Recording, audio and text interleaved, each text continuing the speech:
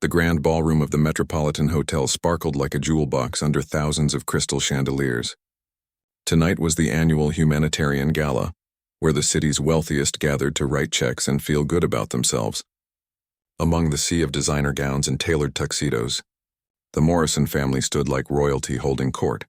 Richard Morrison, at 62, had built his empire from a small construction company into Morrison Industries, worth over $5 billion.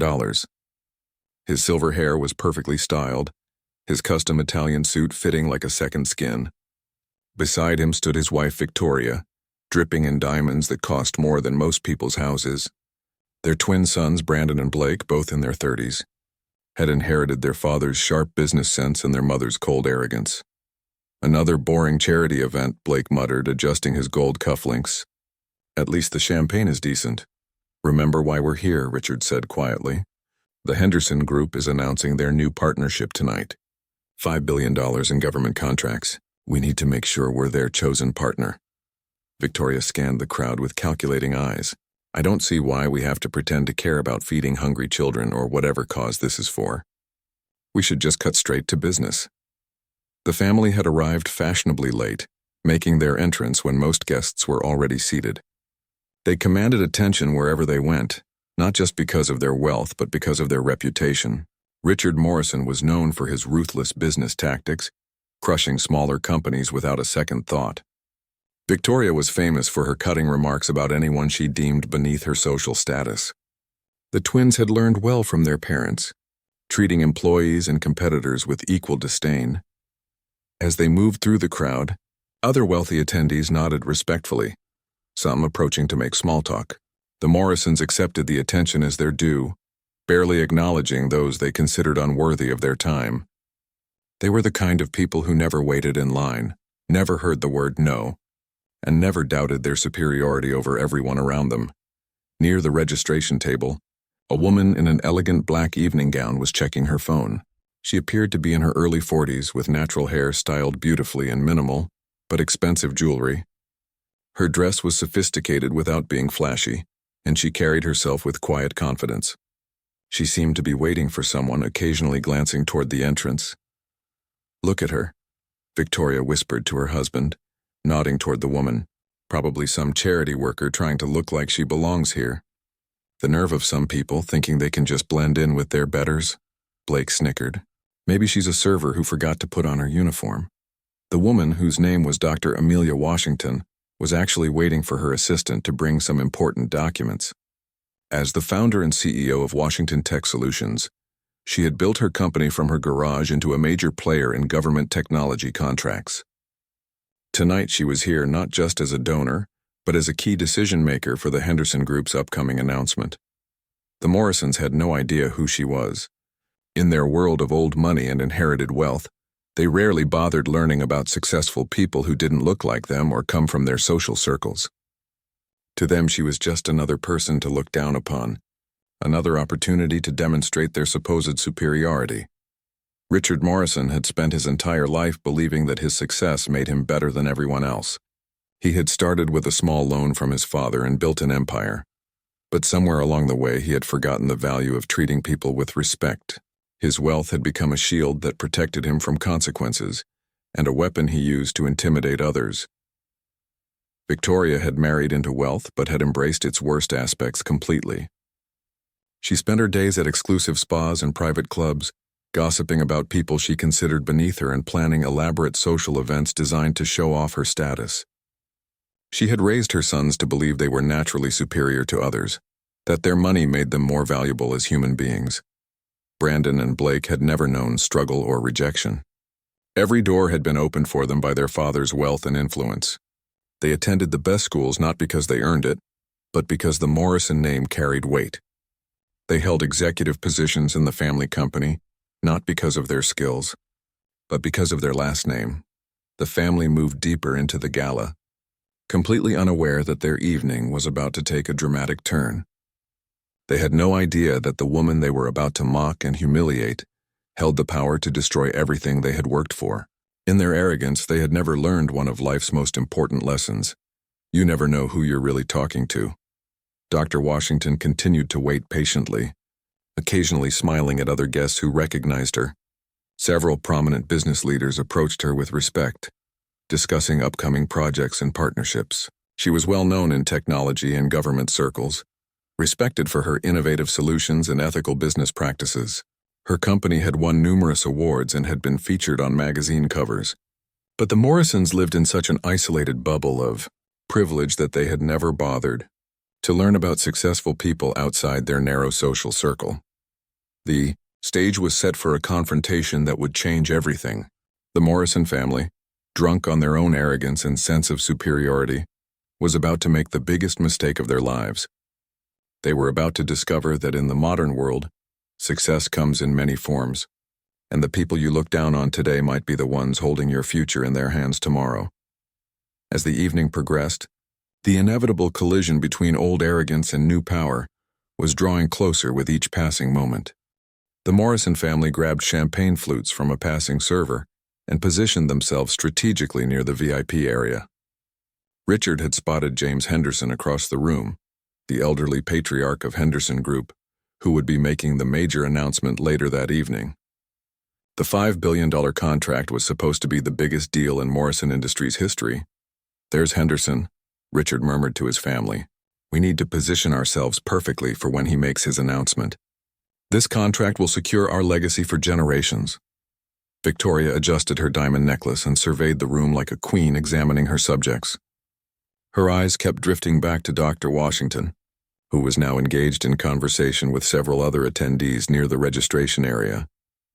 "That woman is still standing there like she owns the place," Victoria said with disgust. "Someone should tell her this isn't a public event. These charity cases are getting bolder every year." Blake laughed quietly. "Maybe she's hoping to catch some rich man's attention. You know how these people operate, always looking for their next meal ticket." Brandon nodded in agreement. "It's embarrassing, really. The organizers should screen people better. This is supposed to be an exclusive event, not a place for social climbers and charity workers to network." What the Morrisons didn't realize was that Dr. Washington was actually one of the evening's honored guests. Her company had donated over $2 million to the charity being celebrated tonight, and she had been personally invited by the organization's board of directors. More importantly, she had been specifically requested to attend by James Henderson himself, as Henderson Group was about to announce their new technology partner. Dr. Washington had built her company through years of hard work, starting with a computer science degree she earned while working multiple jobs to pay for school. After graduation, she had worked for several major tech companies, quickly rising through the ranks due to her innovative thinking and strong work ethic. When she saw an opportunity in government technology solutions, she had taken the risk of starting her own company. The early years had been challenging. She had faced discrimination and skepticism from potential clients who doubted a young black woman could run a major technology company. But her work spoke for itself. Her solutions were more efficient, more secure, and more cost-effective than anything the competition offered. Slowly but surely, she had built a reputation for excellence and integrity. Now, Washington Tech Solutions held contracts with dozens of government agencies and major corporations. Her company employed over 3,000 people and generated hundreds of millions in revenue annually. She had been featured on the covers of Forbes, Fortune, and Business Week. She was a frequent speaker at technology conferences and had been honored with numerous awards for innovation and leadership. But the Morrison family, trapped in their bubble of privilege and prejudice, saw none of this. They saw only what their biases allowed them to see. A black woman at an exclusive white event, and they immediately assumed she didn't belong. "I'm going to say something," Victoria announced, her voice getting louder. "This is ridiculous. These people need to know their place." Richard placed a warning hand on his wife's arm. "Not here, Victoria. Not tonight. We can't afford any scenes before Henderson makes his announcement." But Victoria was already moving, her champagne giving her courage, and her inherent cruelty giving her purpose. She had spent her entire adult life looking down on people, and tonight would be no different. She approached Dr. Washington with the confidence of someone who had never faced real consequences for her actions. "Excuse me," Victoria said loudly enough for nearby guests to hear. "I think there might be some confusion. This is a private event for donors and board members. The staff entrance is around back." Dr. Washington looked up from her conversation, her eyebrows raising slightly in surprise. She had dealt with this kind of ignorance before, but it never failed to amaze her how some people could be so confidently wrong. "I'm sorry. I think you're mistaken," Dr. Washington replied calmly. "I'm Dr. Amelia Washington. I'm here as a guest." Victoria laughed, a harsh sound that made several people turn to look. "Doctor of what exactly? And guest of whom? Because I know everyone important here, and I certainly don't know you." The conversation was starting to attract attention. Other guests began to gather around, some looking uncomfortable with Victoria's obvious hostility. Richard Morrison approached, trying to defuse the situation while still supporting his wife. "What my wife means," Richard said with fake politeness, "is that we're just trying to ensure event security. You understand? With so much money and influence in one room, we have to be careful about who has access." Blake and Brandon flanked their parents, creating an intimidating wall of Morrison family arrogance. They were used to using their wealth and status to make people back down, and they expected this situation to be no different. "Look," Blake said condescendingly, "nobody wants any trouble here. If you're with the catering staff or the charity organization, that's fine. Just make sure you're in the right area." Dr. Washington remained perfectly calm, though her eyes had hardened slightly. She had learned long ago that responding to ignorance with anger only gave small-minded people more ammunition. Instead, she chose to let them continue digging their own grave. "I assure you I'm exactly where I'm supposed to be," she said evenly. "Perhaps you should check with the event organizers if you have concerns about the guest list." Victoria's face was getting red with anger and embarrassment.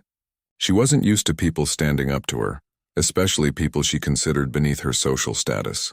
The champagne and her natural meanness combined to push her over the edge. "Don't you dare tell us what to do," Victoria snapped. "Do you have any idea who we are? We're the Morrison family. We own half this city. You're nobody, and you need to learn your place." The confrontation was escalating quickly, and more people were stopping to watch. Some recognized Dr. Washington and looked shocked at how she was being treated. Others recognized the Morrison family and seemed unsurprised by their behavior, though clearly uncomfortable with the public display of prejudice. Neither side realized that James Henderson himself was watching from across the room, his face growing darker with each passing moment. The confrontation was now attracting a significant crowd. Guests were pulling out their phones, some recording the increasingly ugly scene. The Morrison family seemed oblivious to the fact that their behavior was being documented and broadcast in real time to social media. "You know what your problem is?" Victoria continued, her voice getting shriller. "People like you think you can just show up anywhere and pretend you belong. But breeding will always show. You can put on an expensive dress and fake jewelry, but everyone can see what you really are." Dr. Washington's calm composure never wavered, even as the insults became more blatantly racist. She had faced this kind of hatred before and had learned that the best response was often to let ignorant people reveal their true nature to everyone watching. "Mrs. Morrison," Dr. Washington said quietly, using Victoria's name for the first time, "I think you might want to reconsider your approach here." Victoria was so caught up in her rage that she didn't even notice that this supposed nobody somehow knew her name. "Don't you dare speak to me like we're equals," Victoria spat. "I've worked hard my entire life to get where I am, while people like you just expect handouts and charity." Several guests gasped at the obvious implications of Victoria's words. Even in their wealthy, privileged circles, such blatant racism was shocking when displayed so publicly. Richard Morrison looked increasingly uncomfortable, finally realizing that his wife had gone too far. "Victoria, perhaps we should—" Richard began, but his wife cut him off. "No, Richard. Someone needs to put this woman in her place. Security should have caught this already. How did she even get past the front door?" Blake and Brandon were grinning, enjoying their mother's performance. They had grown up watching their parents demean service workers, contractors, and anyone they perceived as beneath them. To them, this was just another example of their family's natural superiority being demonstrated. "Maybe she snuck in through the kitchen," Brandon suggested with a cruel laugh. "Wouldn't be the first time someone tried to crash a party they don't belong at." "Or maybe she's here with one of the real guests," Blake added. "You know, as their help or something. That would explain the attempt at dressing up." Dr. Washington finally spoke again, her voice still remarkably calm despite the increasingly vicious attacks. "I think there's been a significant misunderstanding here.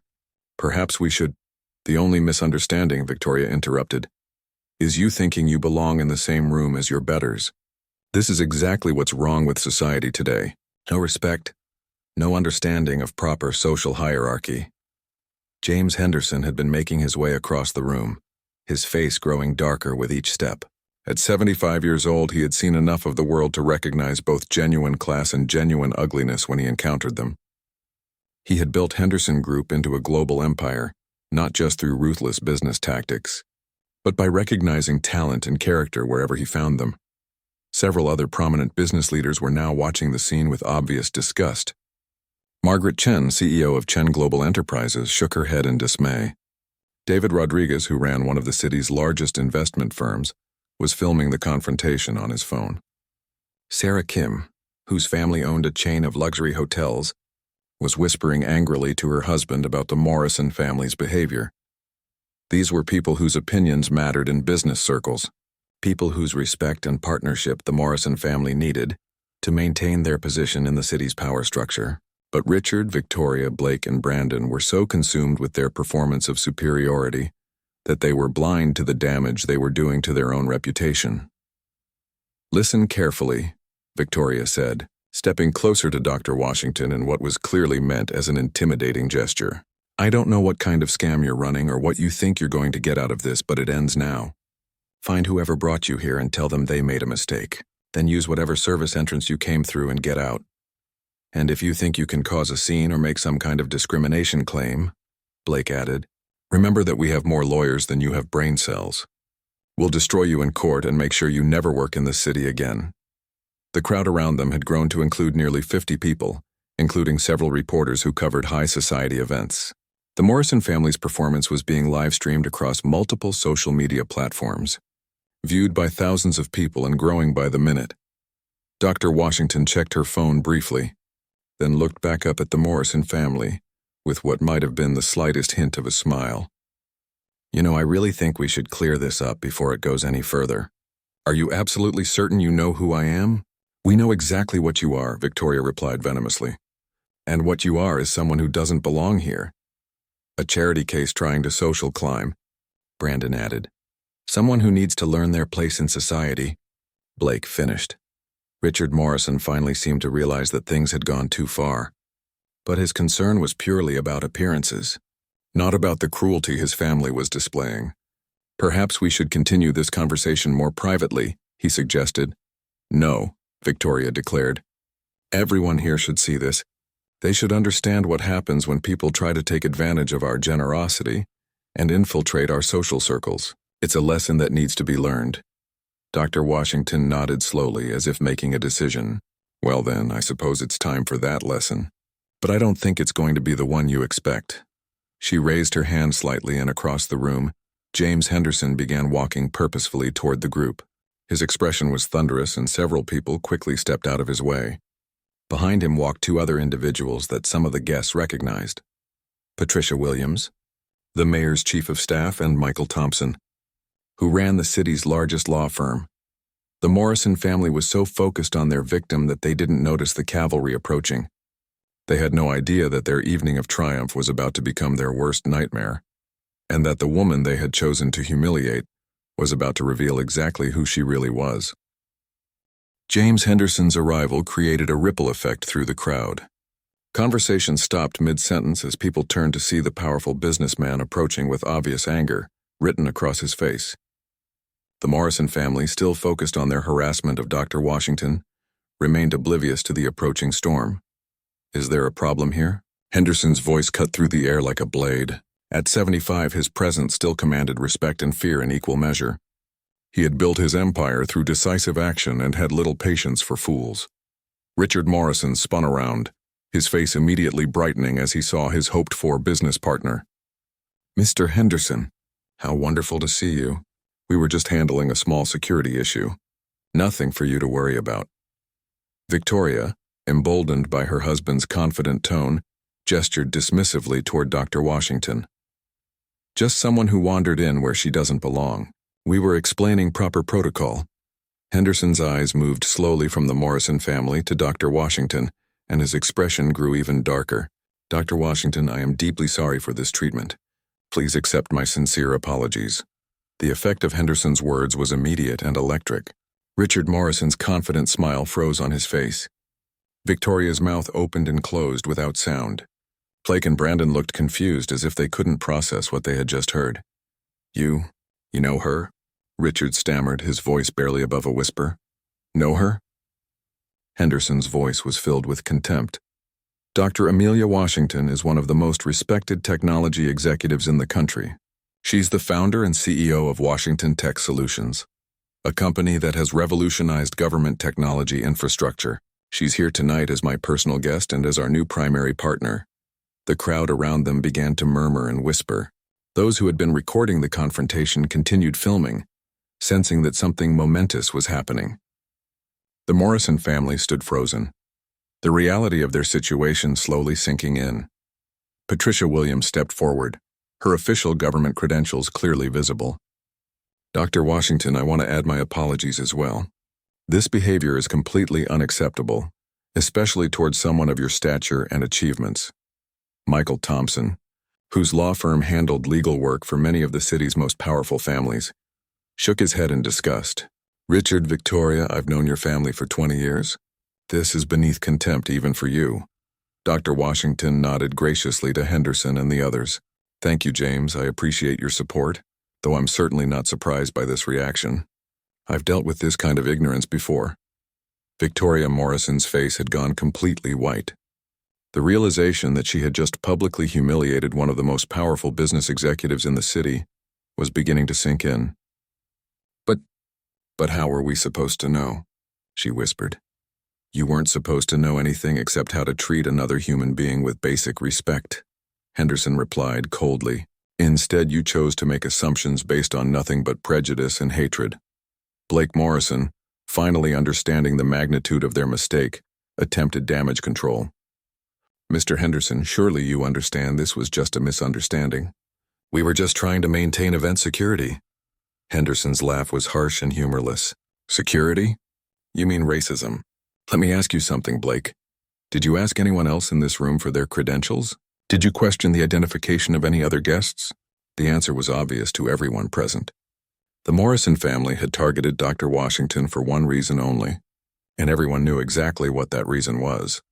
Dr. Washington, Henderson continued, would you be willing to share some of your company's achievements with these people?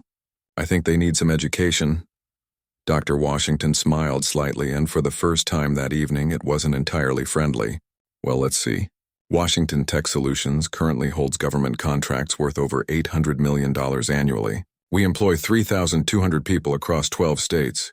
We've won the Federal Technology Innovation Award 3 years running. Our cybersecurity systems protect critical infrastructure for 16 major cities. She paused, letting the numbers sink in, then continued. We've been featured on the cover of Forbes twice, Fortune 3 times, and Businessweek 4 times. I've been named one of the top 50 most influential CEOs under 50. Our annual revenue last year was $1.2 billion. The Morrison family looked like they had been physically struck. Richard's mouth was hanging open. Victoria appeared to be having trouble breathing. Brandon and Blake stood in stunned silence. But perhaps most relevant to tonight, Dr. Washington continued, is that Henderson Group approached my company 6 months ago about a technology partnership that would be worth $5 billion over the next 5 years. The largest government technology contract in history? Henderson nodded grimly. That's correct. The announcement I was planning to make tonight was that Henderson Group and Washington Tech Solutions would be forming an exclusive partnership. Dr. Washington's company was going to be our primary technology provider for all government contracts going forward. He emphasized, the past tense deliberately, and the Morrison family caught it immediately. Was going to be?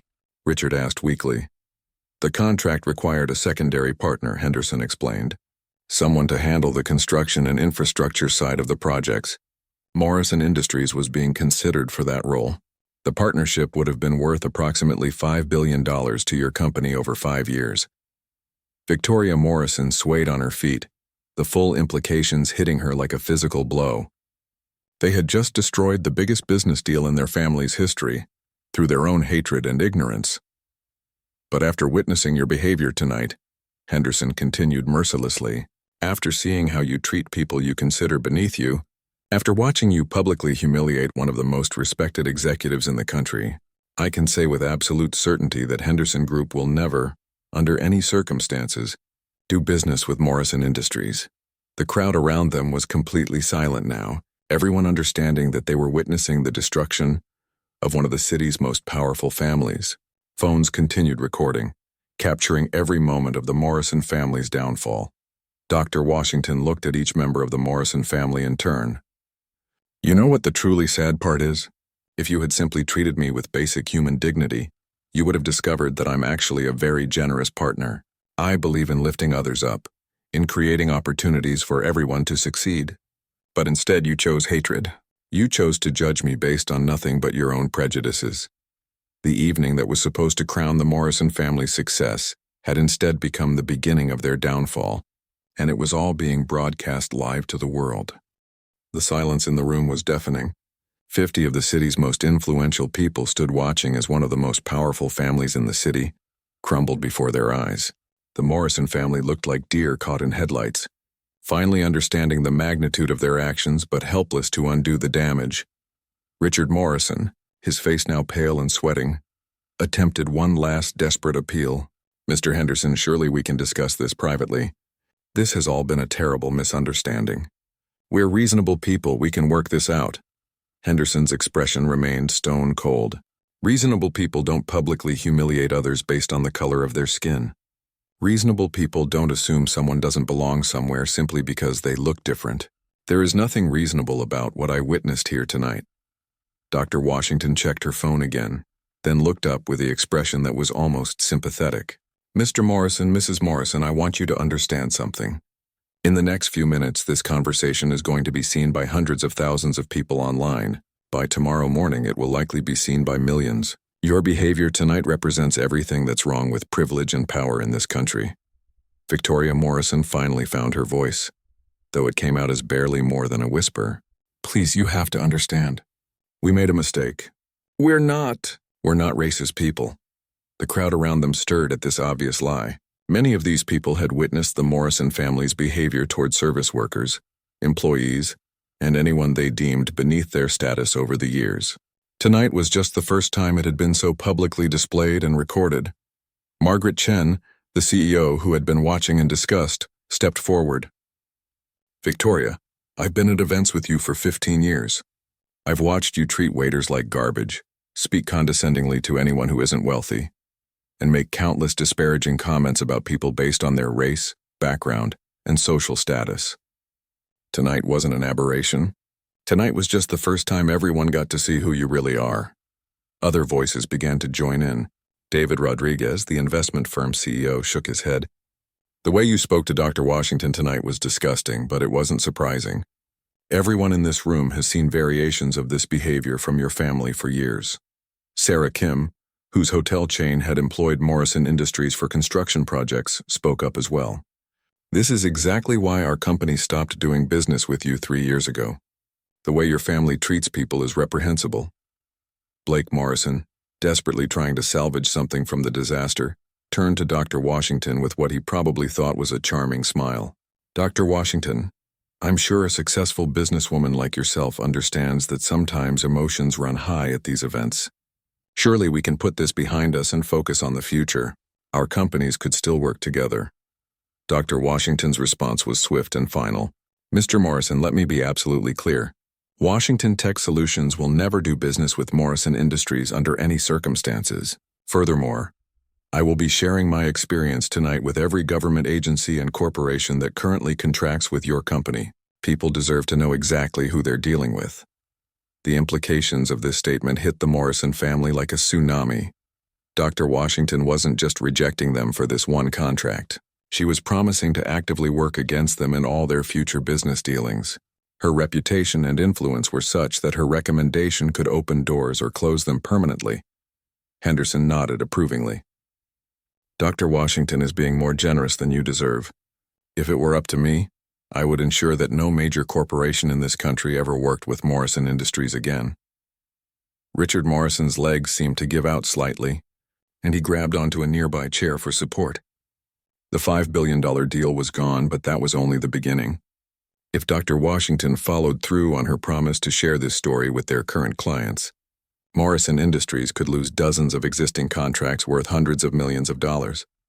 "Please," Victoria said, her voice breaking. "We have employees. Thousands of people work for our company. They don't deserve to suffer because of our mistakes." Dr. Washington's expression softened slightly at the mention of innocent employees, but her resolve remained firm. "You should have thought about your employees before you decided to publicly humiliate someone based on the color of their skin. You should have considered the consequences before you chose hatred over basic human decency." Patricia Williams, speaking in her official capacity as the mayor's chief of staff, added another devastating blow. "The city will also be reviewing all current contracts with Morrison Industries. We cannot have taxpayer money going to companies that engage in discriminatory practices." Michael Thompson, the lawyer, shook his head sadly. "Richard, you've destroyed everything your father built and everything you've worked for in the span of 20 minutes. And for what? To make yourself feel superior to someone who was already more successful than you could ever dream of being?"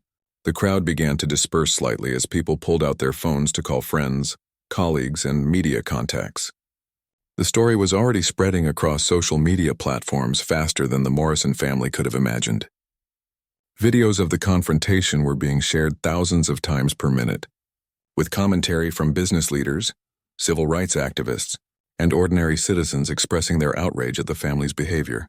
Brandon Morrison, finally understanding that their empire was crumbling in real time, made one final desperate plea. "There has to be something we can do, some way to make this right. We'll donate money, we'll make public apologies, whatever it takes." Henderson's response was merciless.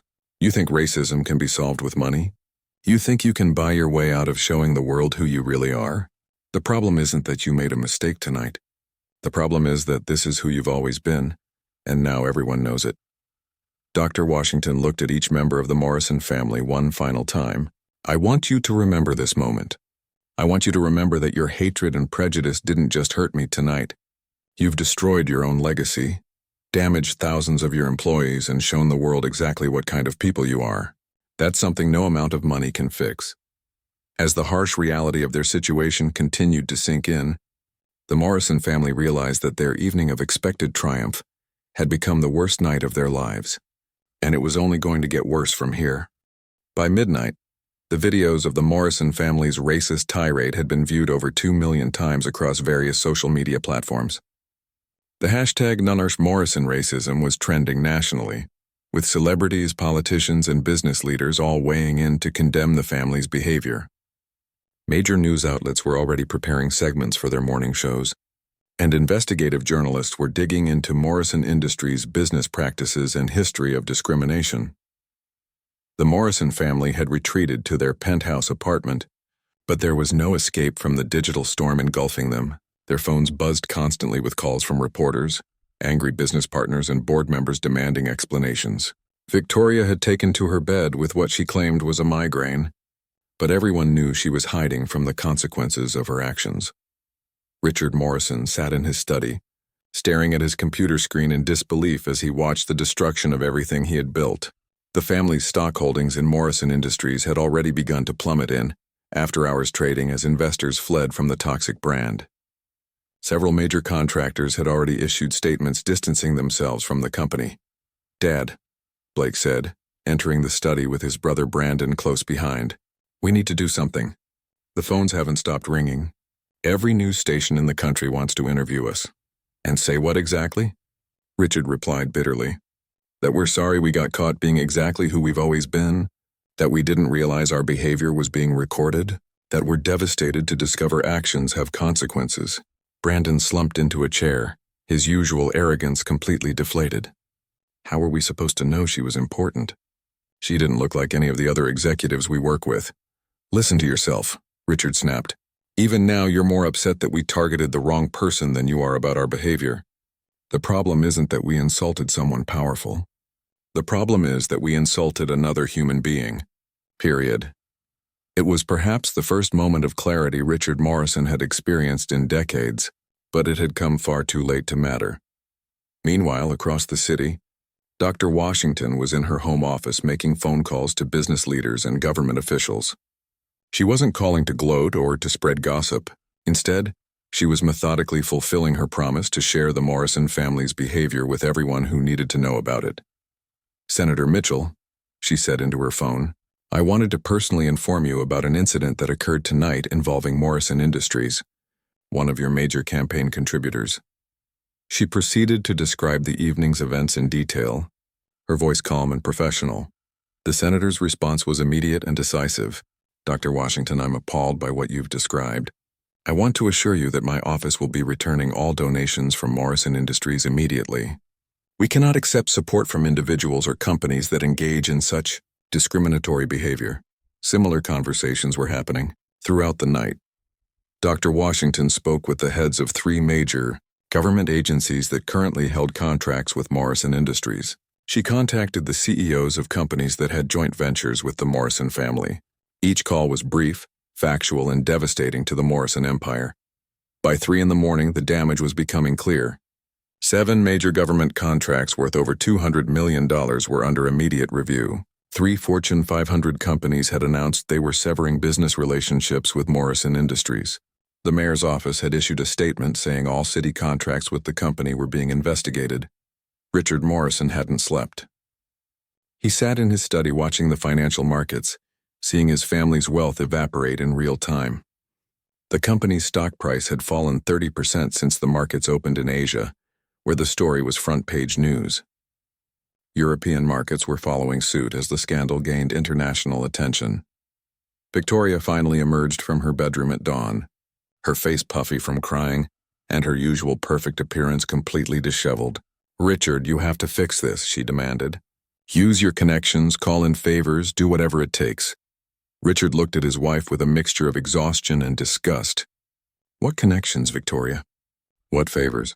Every person we know was either at that gala tonight or has seen the videos by now. Our reputation is destroyed.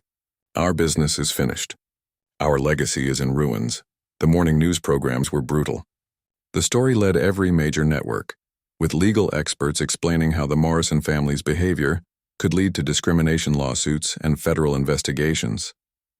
Business analysts were predicting the complete collapse of Morrison Industries within months, but perhaps the most damaging coverage came from former employees who began sharing their own stories of discrimination and abuse at Morrison Industries. Workers came forward describing years of racist comments, unfair treatment, and hostile work environments. The pattern of behavior that had culminated in the previous night's public display was finally being exposed for all to see. Blake and Brandon watched the coverage in horrified fascination. They had never considered how their treatment of employees and contractors might look to the outside world. In their privileged bubble, they had assumed their behavior was normal, even admirable. "We have to fight back," Blake insisted. "Hire a crisis management firm, sue for defamation, something."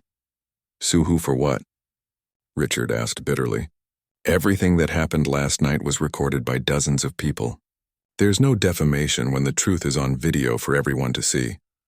By noon, the family's lawyers were advising them that their legal exposure went far beyond public relations damage. The Justice Department was reportedly considering a federal investigation into Morrison Industries' hiring and contracting practices.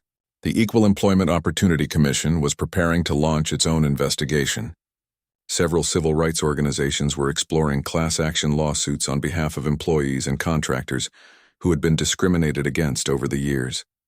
Dr. Washington, meanwhile, was receiving calls of support from business leaders around the world. Her grace under pressure and professional response to the Morrison family's attack had only enhanced her reputation. 3 major corporations had reached out about potential partnerships, and 2 government agencies were fast-tracking contract negotiations with her company. The contrast between the 2 outcomes couldn't have been starker. Dr. Washington's principled response to hatred had elevated her even higher, while the Morrison family's racism had destroyed everything they had spent generations building. It was a perfect example of how character and integrity ultimately triumph over privilege and prejudice. As the day wore on, it became clear that this wasn't just a business scandal or a social media controversy. It was a watershed moment that would be studied and remembered for years to come. A stark reminder that in an interconnected world, hatred and bigotry can no longer hide in the shadows of wealth and power. 6 months later, the transformation was complete and irreversible. Morrison Industries, once valued at over $5 billion, had filed for bankruptcy. The cascade of canceled contracts, federal investigations, and civil lawsuits had proven too much for even their vast resources to withstand. The company's assets were being sold off piece by piece to pay creditors in legal settlements. Richard Morrison sat in his lawyer's office, signing the final papers that would dissolve the company his grandfather had founded over 80 years ago. His hand shook as he put his signature on documents that represented the end of everything his family had built. The penthouse apartment was gone, sold to pay legal fees. The vacation homes, the yacht, the private jet, the art collection, all liquidated to cover debts and settlements. Victoria had left him 3 months earlier, taking what remained of her personal jewelry and moving to her sister's house in another state. She couldn't handle the public humiliation and the complete reversal of her social status. The woman who had once looked down on others now found herself the target of contempt and disgust wherever she went.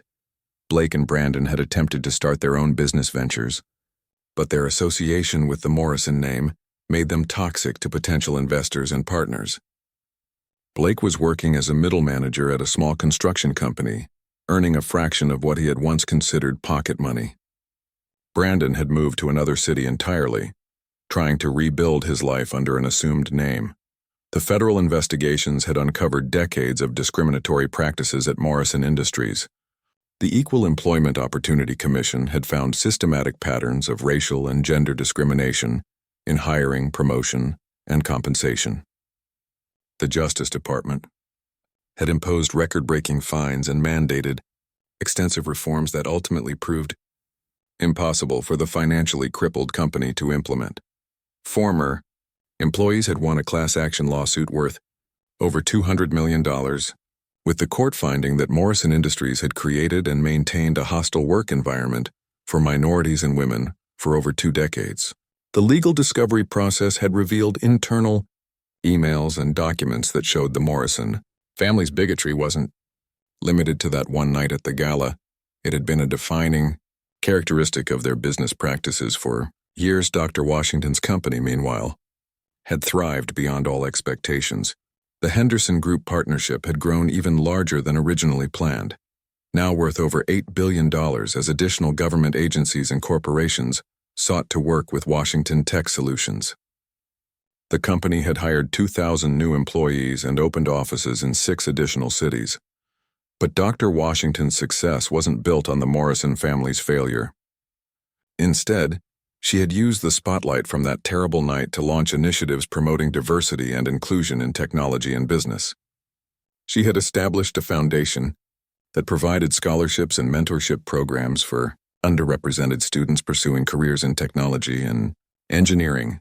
The Amelia Washington Foundation had already helped over 5,000 students access higher education and career opportunities they might never have had otherwise. She had turned a moment of personal attack into a force for positive change, proving that the best response to hatred is to create more opportunities for others to succeed. The night of the gala had become a case study taught in business schools across the country. Students analyzed how quickly reputation and wealth could be destroyed when character was lacking. The Morrison family's downfall served as a powerful example of how privilege without principles was ultimately worthless. Social media had permanently changed the landscape of accountability. The days when wealthy families could engage in discriminatory behavior without consequences were over. Every interaction was potentially being recorded. Every moment of bigotry could be shared with millions of people within minutes. The Morrison family had learned this lesson in the harshest possible way. Richard Morrison now lived in a modest apartment and worked as a consultant for small construction projects. The irony wasn't lost on him that he was now doing the kind of work he had once considered beneath his notice. At 62, he was starting over with nothing but the painful wisdom that comes from losing everything through your own actions. In quiet moments, he sometimes thought about that night at the gala and wondered how different things might have been if his family had simply treated Dr. Washington with basic human respect. The $5 billion deal was long gone, but that wasn't even the most important thing they had lost. They had lost their integrity, their reputation, and ultimately their place in society. Dr. Washington rarely thought about the Morrison family anymore. She was too busy building the future, creating opportunities, and proving that success achieved through hard work and ethical behavior was far more valuable and lasting than wealth built on prejudice and privilege. The story had become legend in business circles, a cautionary tale about the power of character over cash, integrity over inheritance, and respect over racism. It proved that in a connected world, treating people with dignity wasn't just the right thing to do, it was also the smart thing to do. The woman they had tried to humiliate had risen higher than ever, while the family that had attacked her had lost everything. Justice had been swift, complete, and perfectly proportioned to their crimes. In the end, the Morrison family had destroyed themselves through their own hatred, while Dr. Washington had turned their attack into an opportunity to lift others up and make the world a better place. The contrast between these two outcomes would be remembered and studied for generations. A powerful reminder that character is the only currency that truly matters in the long run.